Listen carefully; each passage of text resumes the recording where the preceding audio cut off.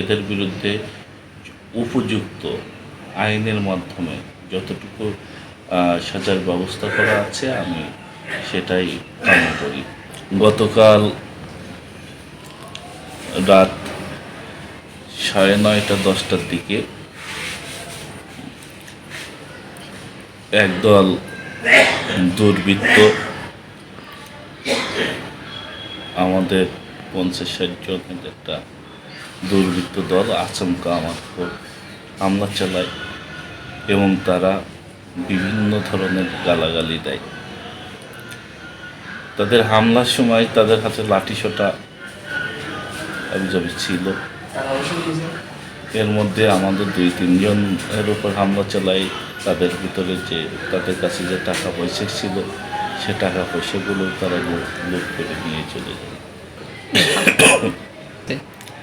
এই হামলাটা আসলে কী কারণে যে চালালো এটাও আমি বলতে পারছি না। আসলে এদের উদ্দেশ্য হচ্ছে কি?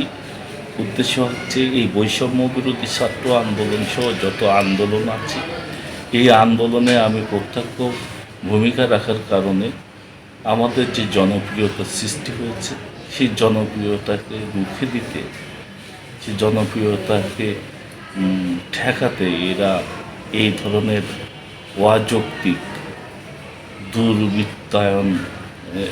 দুর্বৃত্তায়নের রাস্তা বেছে নিয়েছে।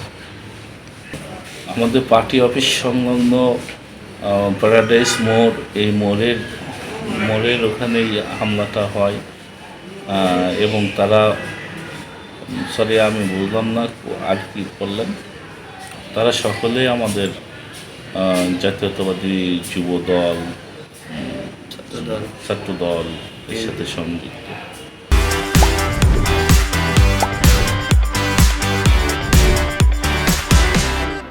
তাদের নাম আশিক, আলমগীর বিভিন্ন এরকম 2-3 জন আছে। তারা অভিযোগ এখনও দেয়নি।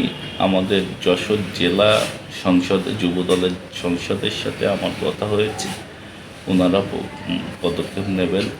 যশোর জেলার বা খুলনা বিভাগীয় অভিভাবক, খুলনা বিভাগের সাংগঠনিক সম্পাদক, ভারপ্রাপ্ত সাংগঠনিক সম্পাদক জননেতা জনাব অনিন্দ্য ইসলাম অমিত ভাইয়ের সাথে কথা হয়েছে। উনি বিষয়টা নিয়ে অত্যন্ত উদ্বিগ্ন প্রকাশ করেছেন। উনি যথাযথ ব্যবস্থা নেবেন। আমাদের কেশবপুরের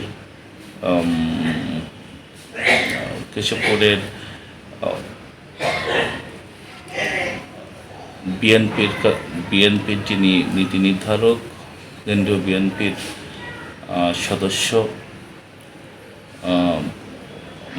জনাব আবুল হোসেন আজাদ ভাই, উনিও বিষয়টা নিয়ে খুবই দুঃখ প্রকাশ করেছেন এবং যথাযথ ব্যবস্থা নেবেন বলে আমার